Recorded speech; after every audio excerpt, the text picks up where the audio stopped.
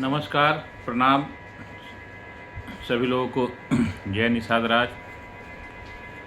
साथियों, मैं यह वीडियो समाज के जो सबसे बड़ी समस्या निषाद एकीकरण की है उसके लिए मैं बना रहा हूँ और आप लोग को बताना चाहता हूँ कि देश में हमारे समाज का जो वर्गीकरण या खंडित करने की जो साजिश शुल्क सदियों से जो होते आया है, ये कोई नई समस्या नहीं है।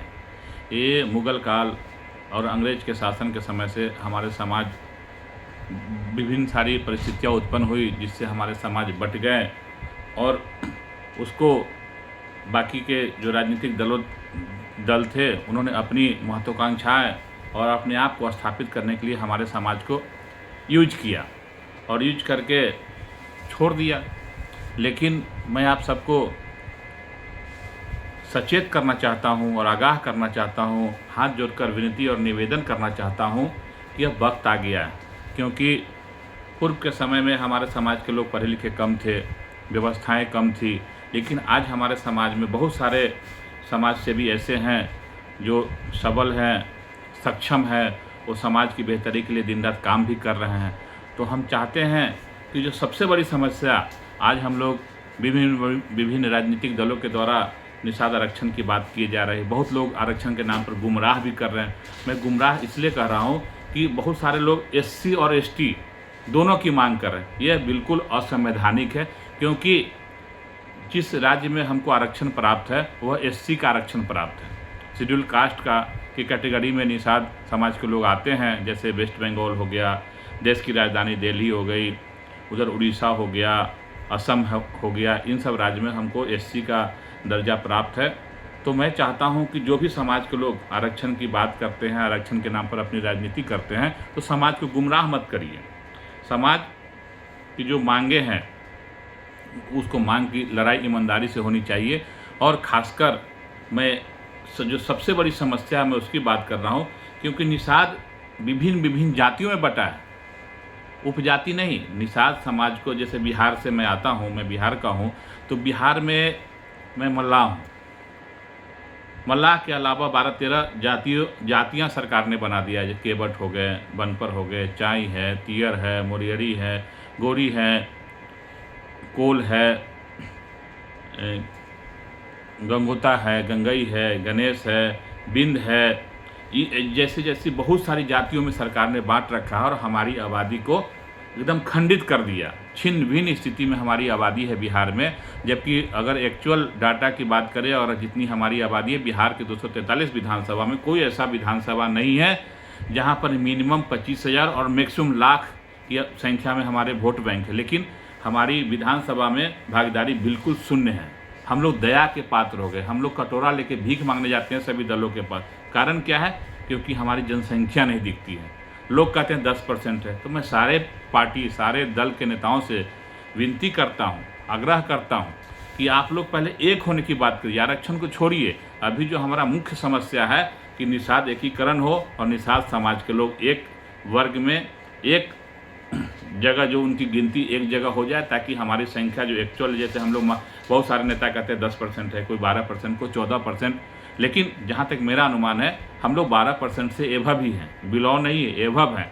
तो अगर 12% सरकार के जिस दिन गजट में 12% मल्लाहों के निषाद की केवट जो भी हमारी उपजातियाँ हैं किसी एक वर्ग में करके, जैसे हम लोग कह रहे हैं कि निषाद एक वर्ग बनाया जाए और निषाद वर्ग के ब्रैकेट में सारी जातियों को, जो हमारी उपजातियाँ जिसको बोलते हैं हम लोग, लेकिन वो दरअसल सरकार के गजट में जातियाँ, सबको ब्रैकेट में केवट हो, विंद हो, गंगोता हो, गंगई है, जो भी है, सब एक ब्रैकेट में आ जाए। और जैसे यादव समाज के साथ हुआ, एक यादव एक जाति बनाई गई गजट में और उसके ब्रैकेट में जो भी है, ग्वाला है,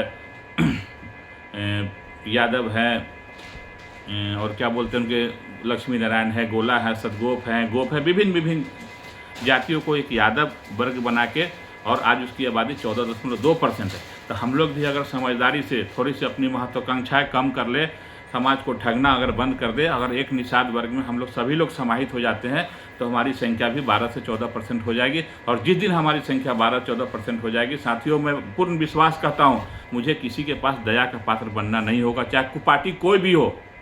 मैं किसी पार्टी का तारीफ नहीं कर रहा हूँ, किसी पार्टी की पैरवी नहीं कर रहा हूँ।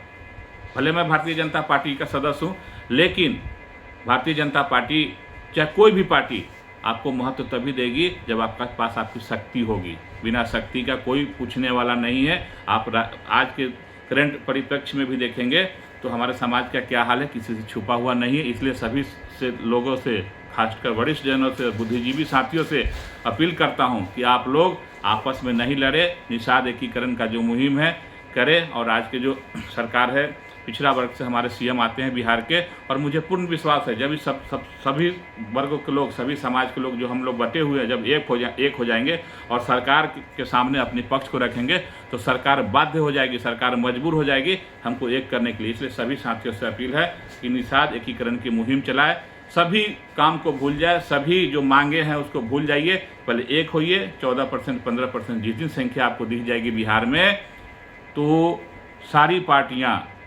जैसे आज देख लीजिए ना, रविदास समाज की आबादी, पासवान समाज की आबादी एक 4-5% है, तो उनको सभी दल गठबंधन में रखे हुए हैं, टिकट भी मिलता है, उनकी पार्टियां भी है।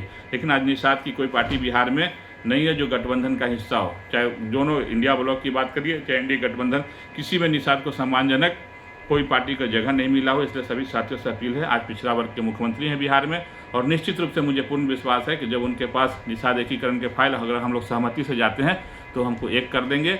और हमारी शक्ति आने वाले दिनों में जो 29 और 30 में जो चुनावें होने हैं उसमें हमारी भागीदारी बिहार विधानसभा में और देश के लोकसभा में दिखेगा। और हमारे समाज की जो मांग है, मांगना नहीं पड़ेगा, हम लोग जब संख्या बल में विधानसभा में रहेंगे तो अपनी मांग को हम लोग खुद लड़के ले लेंगे।